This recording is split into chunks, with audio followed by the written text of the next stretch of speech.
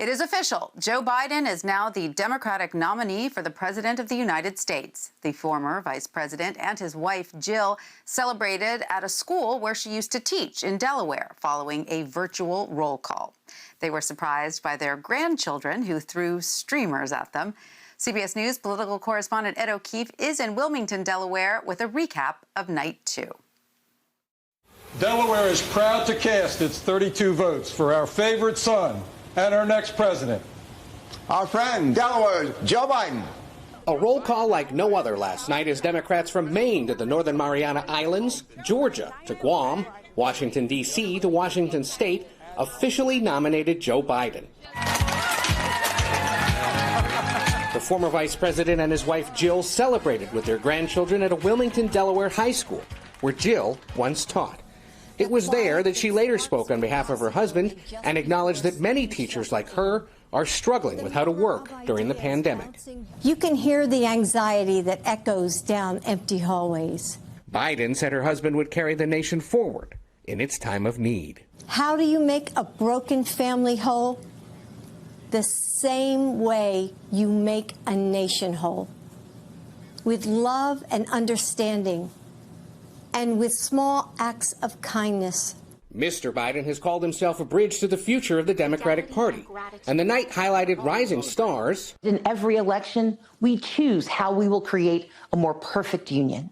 And the party's former leaders. Joe Biden must be our next president. Former President Bill Clinton delivered his most stinging attack to date against President Trump. At a time like this, the Oval Office should be a command center.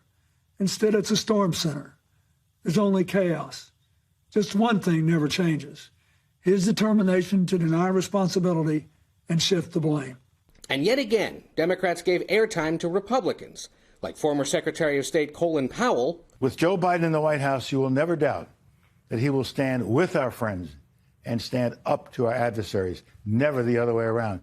And Cindy McCain, the wife of the late Senator John McCain, who narrated a video about how her husband and Biden worked together. It was a style of legislating and leadership that you don't find much anymore. There was also a focus on issues like health care, with one video featuring activist Adi Barkan, who suffers from ALS. After I was diagnosed, the president passed a tax bill that put my health care at risk. So I went to Washington, D.C. Barkan lost his voice from the disease. Everyone living in America should get the health care they need, regardless of their employment status or ability to pay. The Democratic convention moves into the third day with another lineup of high-profile speakers, among them House Speaker Nancy Pelosi, Hillary Clinton, former President Barack Obama, and now vice presidential nominee Kamala Harris. For more on this, CBS News campaign reporter Bo Erickson joins me from Wilmington, Delaware. Hi, Bo. Great to have you with us. So the first convention night was more of an attack on President Trump, but the messaging from Democrats last night was quite different. Tell us about that.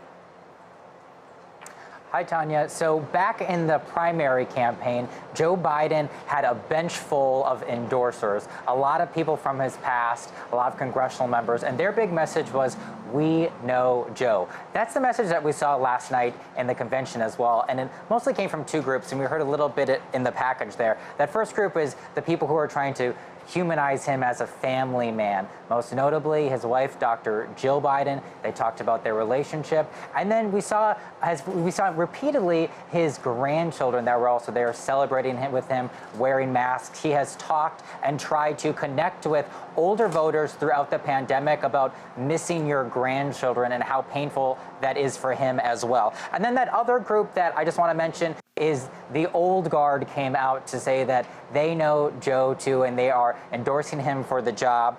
President Bill Clinton. One moment that I think is not getting enough play is the Carters, that former President Carter and his wife Rosalind, they came out to endorse Joe Biden as well. And an interesting little bit about their relationship is that back in 1976, Joe Biden was the first Senate endorser of Jimmy Carter. And so there's kind of came full circle last night of them, giving that audio address as well. We also heard from John Kerry and Colin Powell. And it was just remarkable to see that Joe Biden Biden is the only one still in the game. All of these people in the past, and they're coming back to honor him. And Joe Biden is leading the arena right now. He is still in the game, right, Bo, for sure. Now, vice presidential nominee Kamala Harris will speak tonight. Any idea what we can expect to hear from her on what will be a historic evening? Well, I've been talking to Democrats all week long, and they've been saying that we're expected to hear a lot about her biography and how she is going to put forth an example as a role model for younger girls of any color in this country to say you can reach this high bar as well. And we are also going to hear tonight, I'm told, specific details about what Mr. Biden and potential Vice President Kamala Harris will do to address the three crises going on right now. And it is going to be specified on this Build Back Better agenda that Biden has and has rolled out throughout the summer. And why that is important is because at the beginning of the week, when CBS News Battleground Tracker asked respondents what they wanted to hear most of, 85% of them said, we want to hear specifics on what the Biden-Harris ticket will do, not just bashing President Trump for 4 nights. Well, one of those crises that you mentioned, of course, is the coronavirus. The country is still in the throes of the pandemic. The campaign was asked today if the Democratic ticket was tested for coronavirus. How did they respond? The Biden campaign is refusing to say whether or not Joe Biden or Senator Harris have been tested for coronavirus. Back on July 28th, Joe Biden was also asked if he has been tested for coronavirus, and he said that at that moment, last month, he had not been tested. So as far as we know now, Joe Biden has not been tested for coronavirus. And why this is kind of rubbing some journalists and making us ask questions is because the few of us that are going to be allowed in the convention center behind me for Senator Harris' speech tonight and also Joe Biden's speech tomorrow, we are getting tested every day by the DNC for coronavirus. And so we just wanted to know if they were also getting tested too, and I will continue to ask the question to try to find out. You keep working on that, Bo. So in addition to Kamala Harris, Barack Obama, Hillary Clinton, Elizabeth Warren, and Nancy Pelosi are all on the lineup to speak tonight. Who is the campaign trying to target with this lineup of speakers? As you just listed them off, a lot of female powerful leadership coming from the Democratic Party tonight. And they are really trying to reach out to those women voters who may have went for President Trump in 2016. Right now, Joe Biden currently has about a 10-point lead over President Trump with women voters throughout the country. So they're trying to raise that threshold a little bit more now. And then also, we're going to hear from President Barack Obama. We heard repeatedly on the campaign trail Joe Biden defend the Barack Obama legacy. His big phrase was, I got Barack Obama's back. I'm going to go to the mat with him. Tonight, we will see Barack Obama specifically have Joe Biden's back in front of the whole entire country. All right, Bo Erickson, thank you so much for joining us.